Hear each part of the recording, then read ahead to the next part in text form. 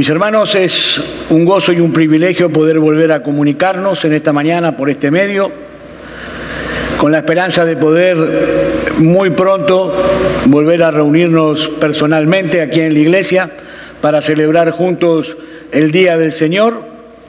Pero vamos a iniciar el servicio de hoy con la esperanza de que todos se encuentren bien, resguardados, sin problemas de salud.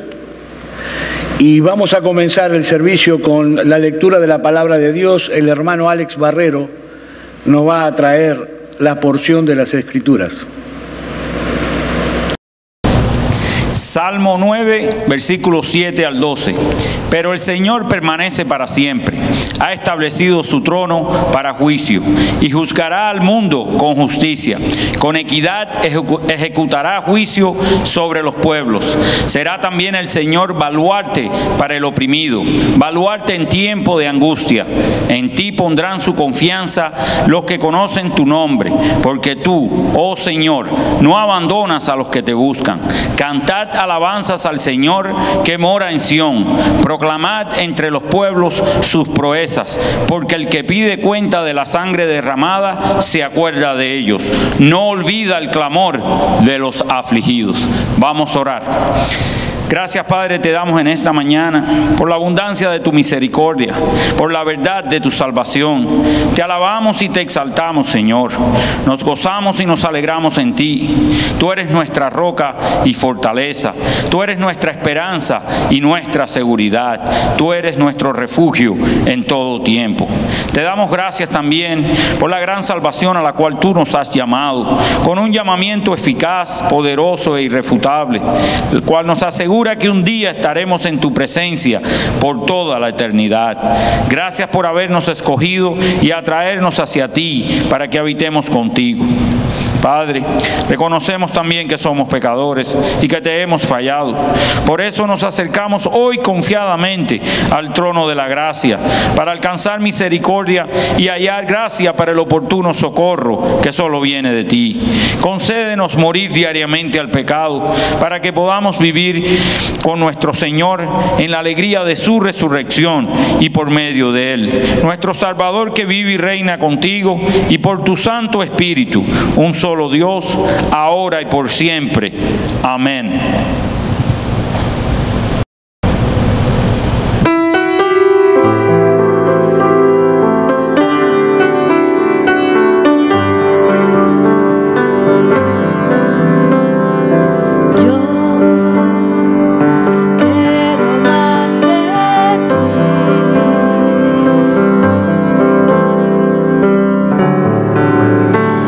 Habitar en tu presencia.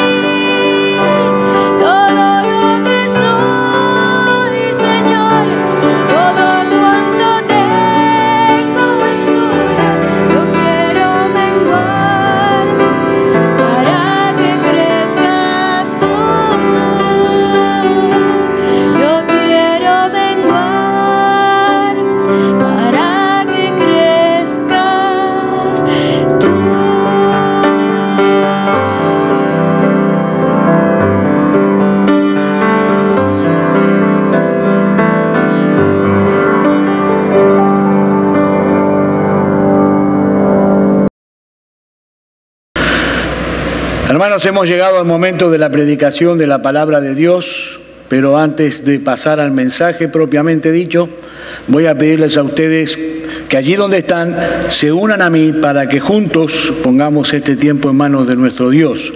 Oremos. Padre de las glorias, te damos gracias por el privilegio y el gozo de poder recibir tu santa palabra en esta mañana. Señor, bendice la predicación de tu palabra.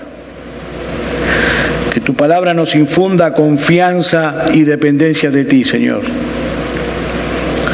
Abre nuestras mentes y prepara nuestros corazones para recibir tu palabra con gozo y con reverencia. Danos prudencia y sabiduría en ti, Señor. Que este mensaje sea traducido en obras, en acciones durante toda la semana para tu gloria y para tu honra. Que tu Espíritu ilumine nuestras mentes en el conocimiento de tu obra a través de nuestro Señor Jesucristo. Padre, te pedimos que supla las debilidades que pueda haber en el predicador, para que entonces al final de este servicio toda la gloria y toda la honra sean para ti, porque a ti pertenece. Oramos en el nombre y en la autoridad de nuestro Señor Jesucristo. Amén. Gálatas capítulo 2, versículo 20. Dice así la palabra de Dios. Con Cristo estoy juntamente crucificado, y ya no vivo yo, mas vive Cristo en mí. Y lo que ahora vivo en la carne, lo vivo en la fe del Hijo de Dios, el cual me amó y se entregó a sí mismo por mí. Es palabra de Dios. Mis hermanos, la vida cristiana suele ser bastante paradójica. Por un lado, nosotros sabemos que la salvación depende enteramente de la obra redentora de Cristo en la cruz del Calvario, que no depende de nuestro propio desempeño, que no depende de nuestra obediencia a la ley moral de Dios. Pero por otro lado también la Biblia nos enseña que nosotros somos responsables de luchar contra el pecado.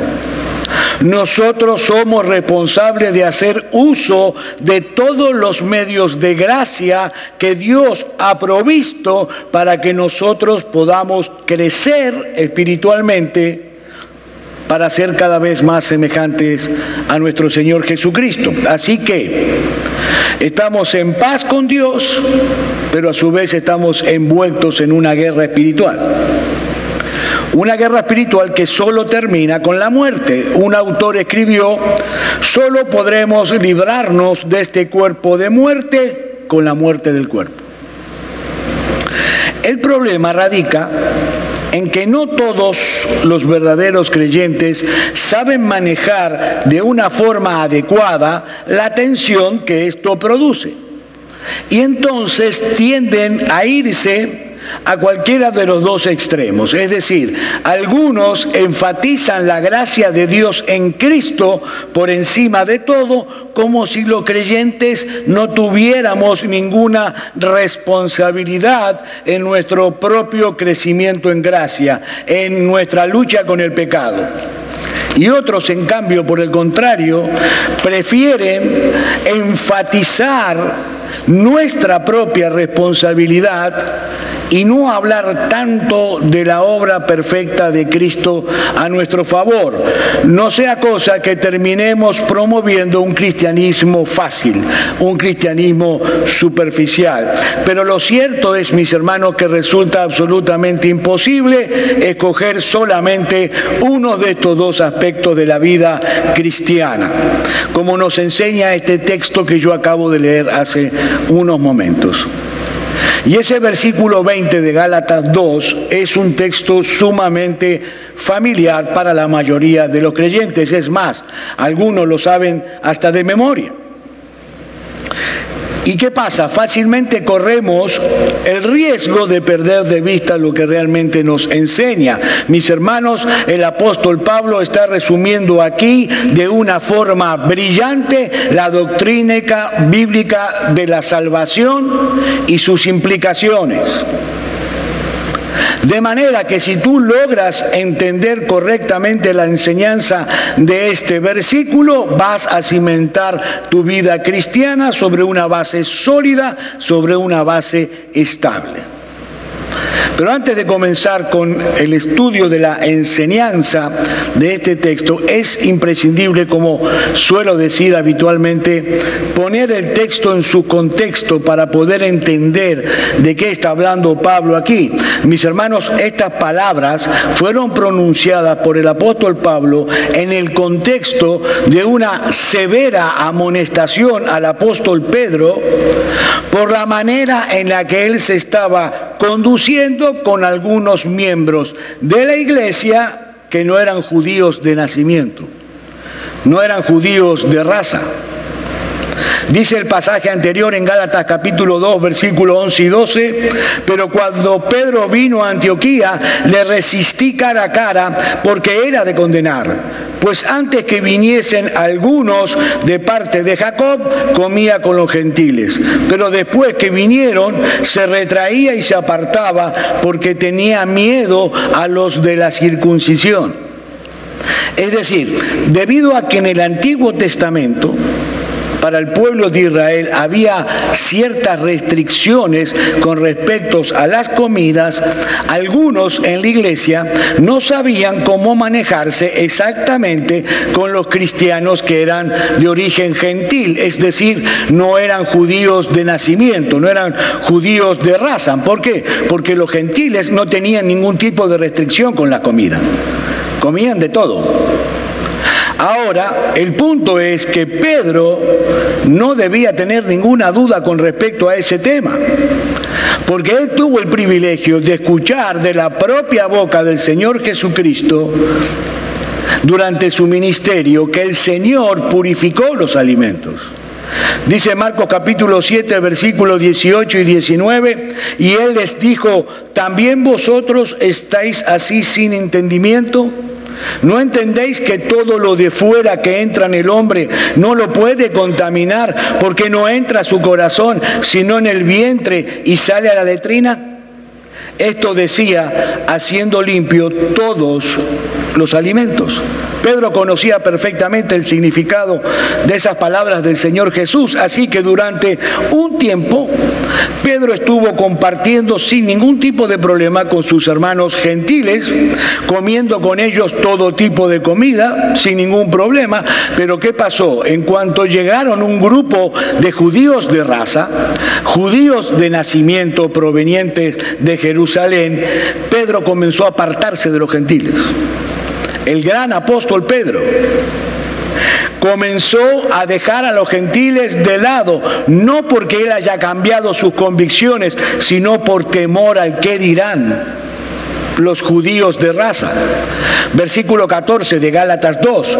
Pero cuando vi que no andaban rectamente conforme a la verdad del Evangelio, dije a Pedro delante de todos: si tú, siendo judío, vives como los gentiles y no como judío, ¿por qué obligas a los gentiles a judaizar? Hermanos, Pablo pudo haber acusado a Pedro aquí de muchas cosas. Lo pudo haber acusado de racista, lo pudo haber acusado de radical, de ser demasiado duro, sectario, hipócrita, hasta miedoso. Pero Pablo entendió que el problema era mucho más profundo que eso, porque Pedro no estaba andando rectamente conforme a la verdad del Evangelio. Su forma de comportarse en ese momento no era coherente con el Evangelio que él estaba predicando. Él predicaba una cosa, pero hacía otra. Pedro, en definitiva, no estaba tomando en cuenta que nuestra aceptación delante de Dios no depende de nuestra raza, ni depende de nuestras costumbres culturales o de nuestro lugar de nacimiento. Hermanos, ni siquiera depende de nuestro esfuerzo en obedecer la ley moral de Dios. No, nuestra aceptación delante de Dios depende exclusivamente de la obra de Cristo en la cruz del Calvario. Todos tenemos el mismo estatus social y judicial delante de Dios. Dicen los versículos 15 y 16 de Gálatas 2, nosotros judíos de nacimiento y no pecadores de entre los gentiles, sabiendo que el hombre no es justificado por las obras de la ley, sino por la fe de Jesucristo, nosotros también hemos creído en Jesucristo para ser justificados por la fe de Jesucristo y no por las obras de la ley, por cuanto por las obras de la ley nadie será justificado. Mis hermanos, mis amigos, este es el mensaje del Evangelio. Que el pecador es declarado justo delante del tribunal de Dios, no por su obediencia a la ley, sino por creer en Cristo, por descansar enteramente en su justicia perfecta y en su muerte en la cruz de Calvario. Y hermanos, es en ese contexto que Pablo declara en el versículo 20, con Cristo estoy juntamente crucificado. Ya hemos puesto nuestro texto en su contexto porque este texto muchas veces es mal interpretado, es mal enseñado. Se enseña por allí de que este texto dice que nosotros debemos cargar todos los días nuestra cruz y crucificarnos juntamente con Cristo. Algunos dicen, bueno, eso es lo que Cristo dice en sus propias palabras. Todo que quiera seguirme, tome su cruz y sígame, pero no está hablando de crucificarnos todos los días con Jesús, sino que está hablando de un modo de vida en el cual nos entregamos por completo a Él. No, no es eso lo que Pablo está diciendo. Lo que Pablo está diciendo aquí es que nuestra crucifixión con Cristo es un hecho ya consumado, si somos verdaderos creyentes. Mis hermanos, eso es algo que ya pasó. Estamos crucificados justamente con Cristo y es de eso que depende nuestra salvación. Ahora, ¿qué significa eso de estar crucificados juntamente con Cristo? ¿De qué significa? Bueno, leamos otra vez los versículos 20 y 21, porque Pablo allí lo explica. Con Cristo estoy juntamente crucificado, y ya no vivo yo, mas vive Cristo en mí, y lo que ahora vivo en la carne, lo vivo en la fe del Hijo de Dios, el cual me amó y se entregó a sí mismo por mí. No desecho la gracia de Dios, pues si por la ley fuese la justicia, entonces por demás murió Cristo.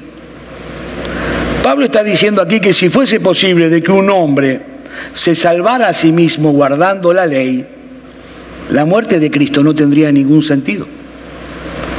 La muerte de Cristo sería una desgracia absurda, pero ya hemos visto que ningún hombre puede salvarse a sí mismo, eso es imposible.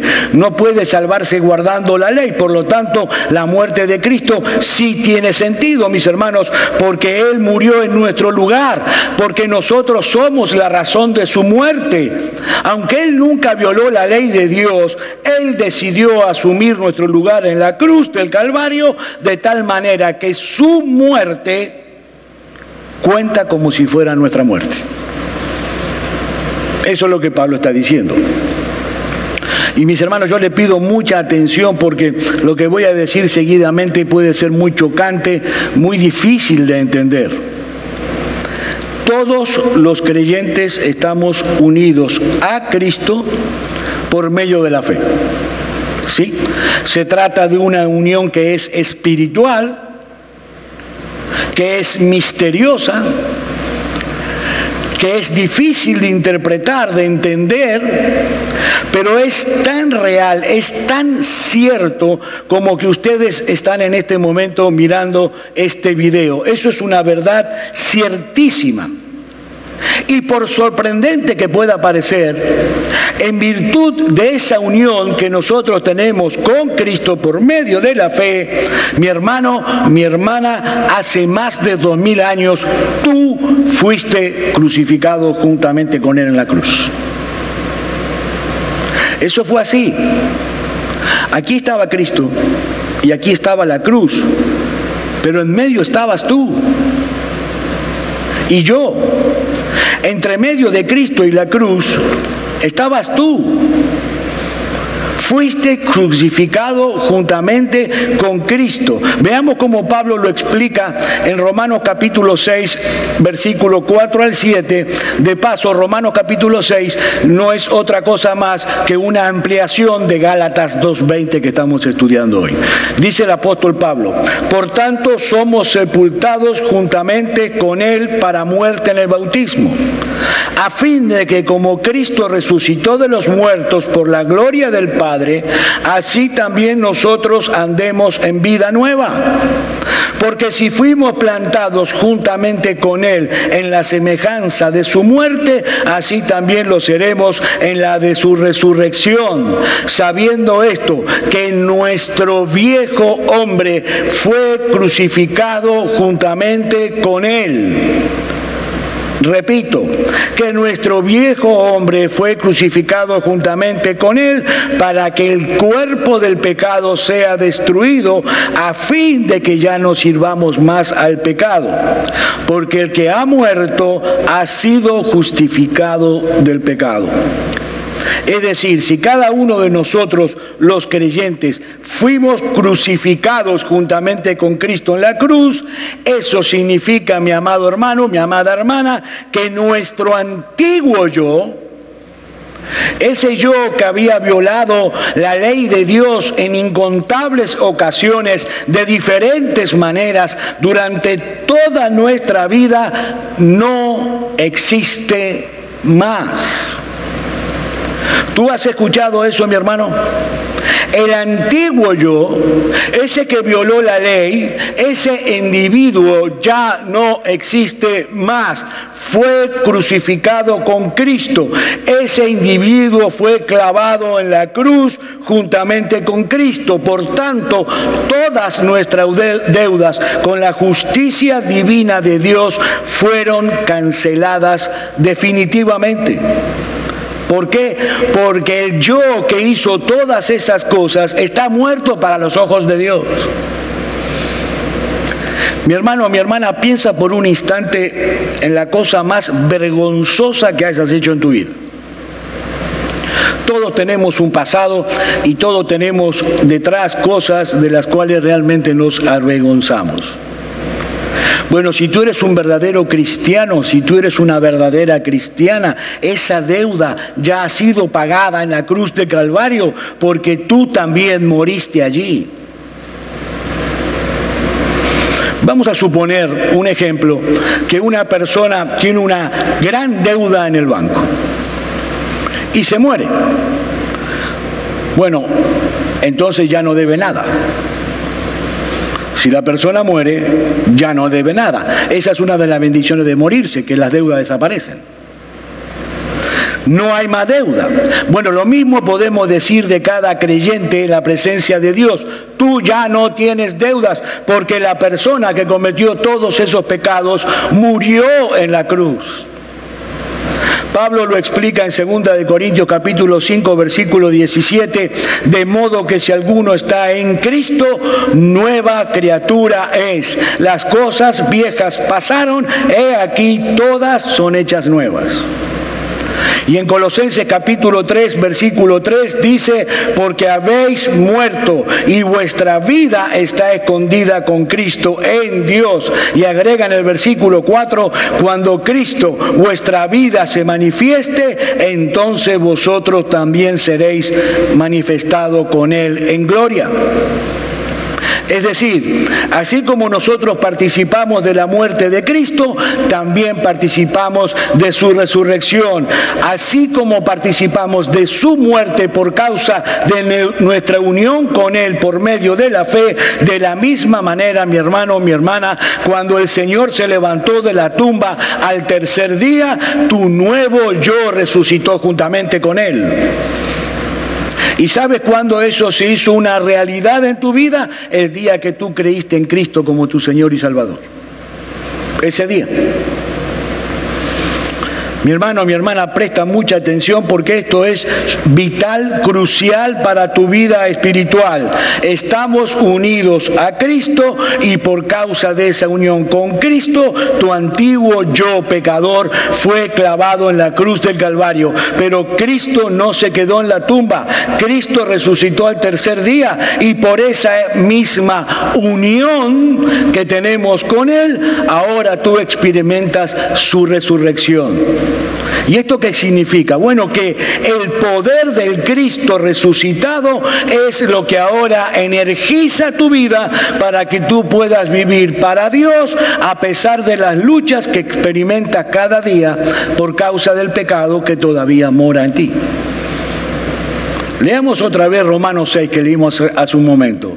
Porque somos sepultados juntamente con Él para muerte por el bautismo, a fin de que como Cristo resucitó de los muertos por la gloria del Padre, así también nosotros andemos en vida nueva. Porque si fuimos plantados juntamente con Él en la semejanza de su muerte, así también lo seremos en la de su resurrección. Mi hermano, esta es una noticia extraordinaria. Es para estar brincando de gozo. Es una noticia que debemos recordar permanentemente en nuestra lucha diaria contra el pecado. Si bien es cierto que el pecado todavía mora en nosotros, no como una bomba desactivada que ya no funciona más, no, sino como un enemigo cruel que quiere llevarnos a nuestro antiguo patrón de vida, el pecado ya no tiene dominio sobre nosotros. Sigue siendo un problema, sí, pero dejó de ser nuestro amo, dejó de ser nuestro rey, dejó de ser nuestro dueño. Y es importante que nosotros entendamos esto, sobre todo en medio de las luchas, las aflicciones, los problemas y las tragedias que tenemos que vivir en este mundo caído. Mis hermanos, Dios nos ha dado una nueva vida en Cristo, una nueva vida que ahora es energizada en la fe del Hijo de Dios. Tú y yo estamos vivos, no fuimos anulados en la conversión, pero esta nueva vida que ahora vivimos es energizada por la fe, mis hermanos, es por fe que nosotros andamos y no por vista. Mis hermanos, ¿ustedes se han puesto a pensar alguna vez lo glorioso, lo gozoso que es saber que cuando Cristo regrese en gloria, en las nubes del cielo, nosotros vamos a compartir esa victoria con Él? ¿Que no vamos a terminar en el infierno? Mira, piensa esto, ¿cómo tú puedes llegar a enfrentar una batalla si tú no tienes la seguridad si vas a ganar o vas a perder? Es difícil. Eso es como cuando éramos niños en nuestro barrio, siempre había un matón en el barrio, ¿no? Que era el que le pegaba y maltrataba a todos los niños. Y cuando uno se cruzaba con ese matón, ya sabía que había perdido la batalla, que nos iba a morir a palos. Porque siempre ocurría así, y era difícil enfrentar una batalla sin saber si la victoria es segura o no. Bueno, mis hermanos, ¿sabes una cosa? La batalla está ganada. La victoria está asegurada porque Cristo ya venció en la cruz. Esa es la idea que yo estoy tratando de transmitirles en esta mañana. Y es por la fe que yo creo eso, a pesar de la lucha que veo en mi corazón. Y es por esa misma fe que tenemos la certeza de que el pecado ya no nos gobierna a su antojo, porque fuimos librados del dominio del pecado. Y aunque la lucha se vuelve a veces agresiva, otras veces muy difícil, y en ocasiones hasta insoportable, lo cierto es que nosotros ya no somos más esclavos del pecado, pero es también por medio de esa misma fe que podemos apropiarnos cada día del amor inquebrantable de Cristo que se manifestó plenamente en la cruz de Calvario y que nos mueve gozosa y agradecidamente a vivir solamente para Él y no para nosotros mismos. Eso es lo que Pablo está diciendo. Con Cristo estoy juntamente crucificado y ya no vivo yo, mas vive Cristo en mí. Y lo que ahora vivo en la carne, lo vivo en la fe del Hijo de Dios, el cual me amó y se entregó a sí mismo por mí. Mis hermanos, el amor de Cristo manifestado en la cruz del Calvario es la gasolina que pone en movimiento el motor de nuestra devoción por Él. Así que, y esto es importante para tu vida cristiana, nunca jamás interpretes el amor de Dios a la luz de tus circunstancias, a la luz de lo que tú estás pasando en este momento, de lo que te rodea. No, interprétalo únicamente a la luz de la cruz. A la luz de la cruz. No importa lo que esté pasando por tu vida en este momento, no importa cuánta gravedad pueda tener. Si tú eres un verdadero cristiano, si tú eres un cristiano genuino, es porque Cristo te amó, te ama y te amará con un amor que es inquebrantable y se entregó por ti sin dudarlo un solo instante. Mis hermanos, pueden darse cuenta de qué tan importante es la enseñanza de este texto para nuestra vida cristiana práctica, diaria. El yo que cometió muchísimos pecados ya murió. Ahora soy un nuevo yo que está verdaderamente vivo únicamente por causa de Cristo que vive en mí. Eso es lo que Pablo está diciendo aquí. Mis hermanos, si no, ¿cómo podemos explicar nosotros el deseo que tenemos los creyentes genuinos de hacer la voluntad de Dios a pesar de las muchas tentaciones que tenemos que enfrentar todos los días? O también, ¿sabes por qué has podido resistir a lo largo de toda tu vida cristiana, independientemente de todas las aflicciones que has tenido que enfrentar y que seguramente enfrentarás en el futuro? O mis hermanos, ¿por qué los cristianos siguen siendo cristianos si la vida cristiana a veces es tan dura, es tan difícil? Bueno, oigan cómo responde Pablo a esto en 2 Corintios capítulo 4, versículos 7 al 11. Pero tenemos este tesoro en vasos de barro para que la excelencia del poder sea de Dios y no de nosotros. Que estamos atribulados en todo, mas no angustiados, en apuros, mas no desesperados, perseguidos, mas no desamparados, derribados, pero no destruidos, llevando en el cuerpo siempre, por todas partes, la muerte de Jesús, para que también la vida de Jesús se manifieste en nuestros cuerpos.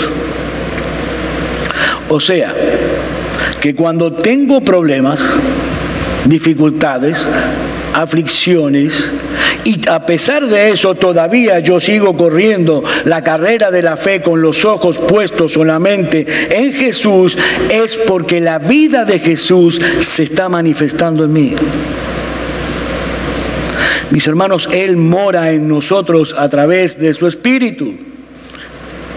Dice Romanos capítulo 8, versículo 9, mas vosotros no vivís según la carne, sino según el Espíritu, si es que el Espíritu de Dios mora en vosotros.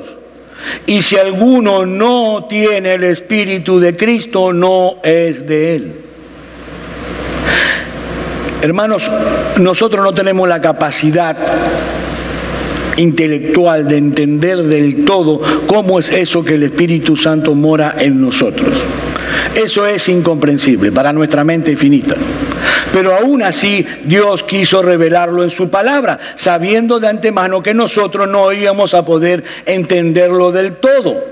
Pero Él quiso reflejar esa verdad ciertísima en las Escrituras. ¿Saben para qué? Para fortalecernos, para darnos esperanza, para darnos consuelo, para afirmar nuestra fe, para que podamos aferrarnos a esa verdad de las Escrituras en nuestra lucha diaria contra el pecado. Cristo vive en nosotros a través de su Espíritu. Nuestro yo pecador ya no vive más. Ahora tenemos un nuevo yo que vive únicamente por nuestra unión con Cristo. Y para finalizar, quisiera traer algunas palabras de aplicación respecto a esta verdad bíblica que acabamos de ver. Y en primer lugar, Y es obvio, esta doctrina resalta el hecho de que nuestra identidad, nuestra verdadera identidad está en Cristo. Es así. ¿Han visto alguna vez esas películas en las cuales un testigo fundamental va a declarar en contra de la mafia? ¿Qué hace la justicia? Bueno, le cambia la identidad por completo. Le da otro nombre, a veces hasta otra fisonomía, le da otro lugar para vivir, nadie sabe dónde está, nadie sabe cómo se llama. Bueno, cuando tú te convertiste a Cristo, hubo en ti también un cambio de identidad. Ya no vivo yo, mas vive Cristo en mí. Y esto es algo, hermano, que nosotros debemos recordar continuamente. Nuestro yo pecaminoso murió en la cruz del Calvario y ahora vivimos una nueva vida que no es otra cosa más que la vida de Cristo en nosotros. Mi hermano, si yo te hiciera una pregunta, si yo te preguntara a ti, ¿qué es lo que a ti te define? ¿Cómo responderías a esa pregunta? ¿Qué es lo que a ti, una palabra que pueda definirte a ti, un hecho que te defina como persona? Bueno, déjame decirte algo, mi hermano, no son tus dones ni tus capacidades o habilidades lo que te define, ni tampoco es tu capacidad intelectual, si eres inteligente o menos inteligente, ni es tu profesión, ni es tu carrera, ni es tu estado civil tampoco, ni tu condición económica, si eres pobre o si eres rico, ni siquiera es tu nacionalidad. Tu identificación no depende de que seas cubano, colombiano, venezolano, puertorriqueño, argentino, dominicano, etcétera, etcétera. No, mi hermano. Por encima de todas esas cosas del mundo que son perecederas, mi hermano, tú eres cristiano porque Cristo vive en ti. Eres cristiano y eso es algo que nunca cambiará independientemente de tus circunstancias. Un autor escribió: nunca encontraremos nuestro verdadero yo hasta que lo encontremos en Cristo. Nuestra identidad es establecida por nuestra unión con Él. Por lo tanto, tener una sana autoimagen consiste en vernos a nosotros mismos como lo que somos en Cristo.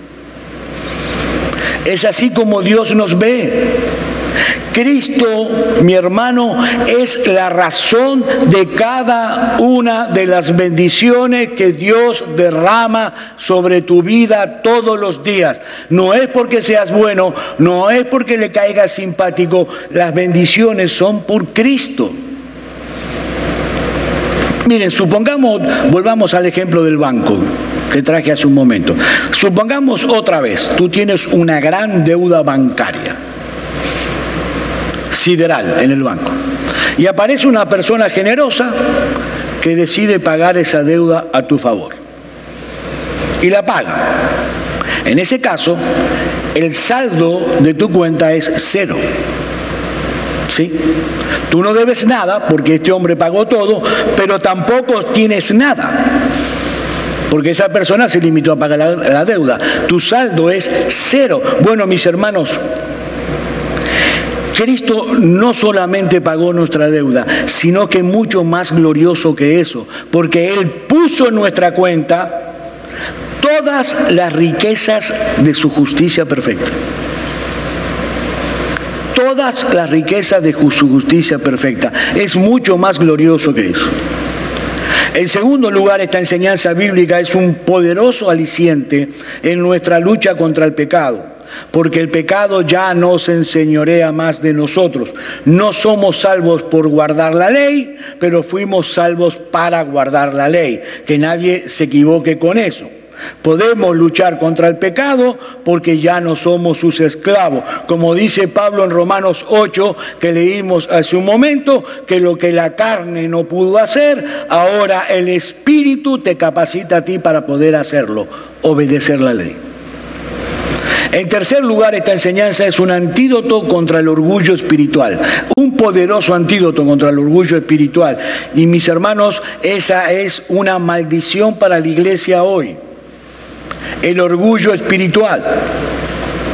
Y es muy común, porque todo lo que pudiera distinguirme a mí o ponerme por encima de los demás, en realidad no sirve para nada delante de los ojos de Dios. Mis hermanos, si hay algo contrario al Evangelio de Cristo, es el orgullo espiritual.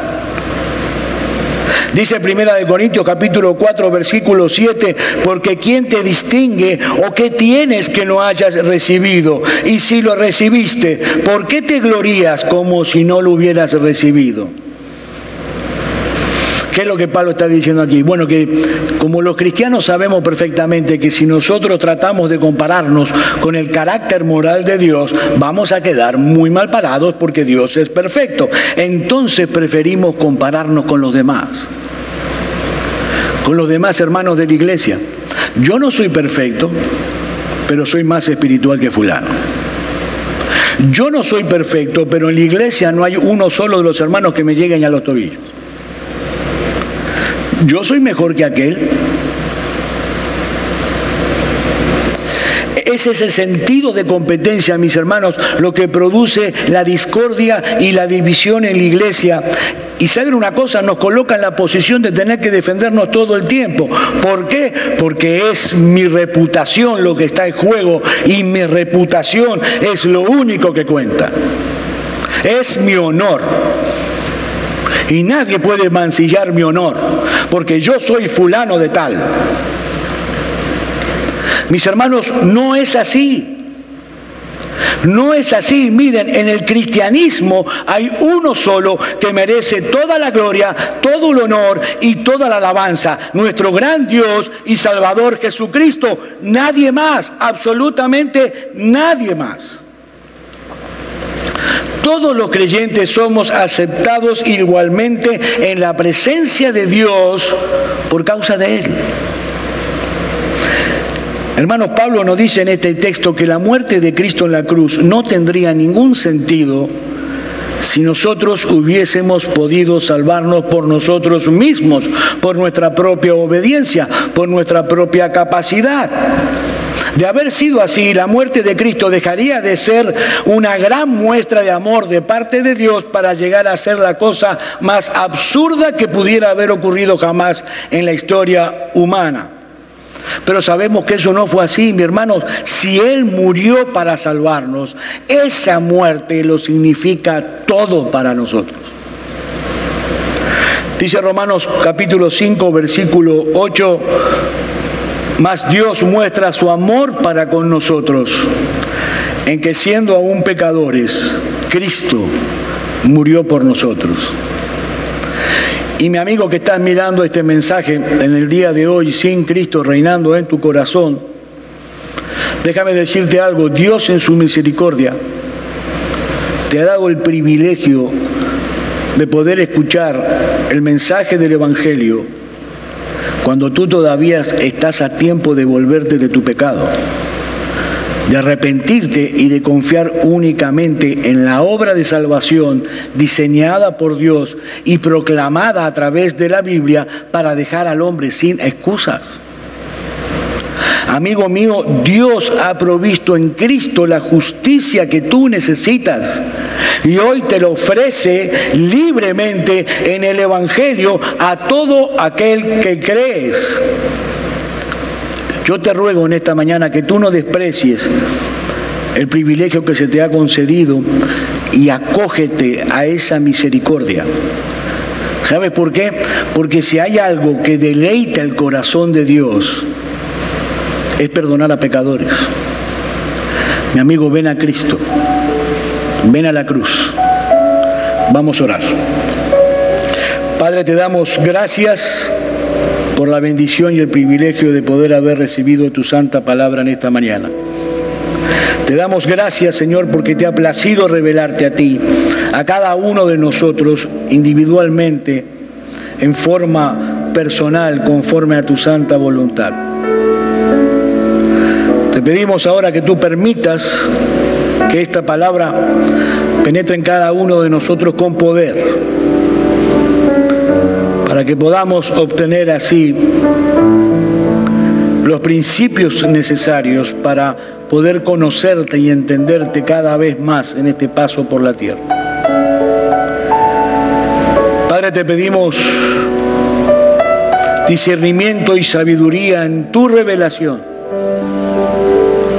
para poder vivir conforme a la nueva identidad que tenemos hoy en Cristo Jesús.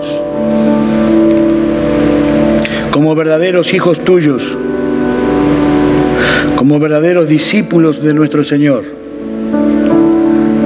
como embajadores de tu palabra, donde quiera que vayamos. Te damos gracias porque tenemos la libertad y la seguridad de llegar confiadamente al trono de la gracia y presentar allí nuestras oraciones. Lo hacemos en el glorioso y en el poderoso nombre de nuestro Señor Jesucristo, el Verbo hecho carne. Amén.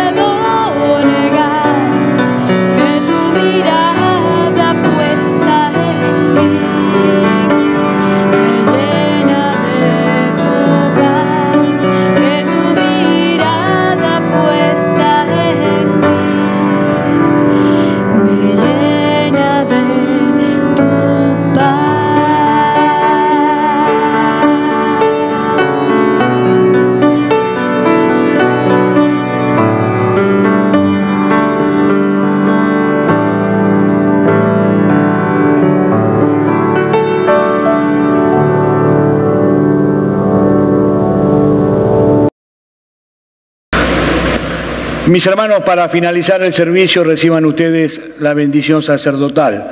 Y el Dios de esperanza os llene de todo gozo y paz en el creer, para que abundéis en esperanza por el poder del Espíritu Santo. Amén. Que Dios lo bendiga.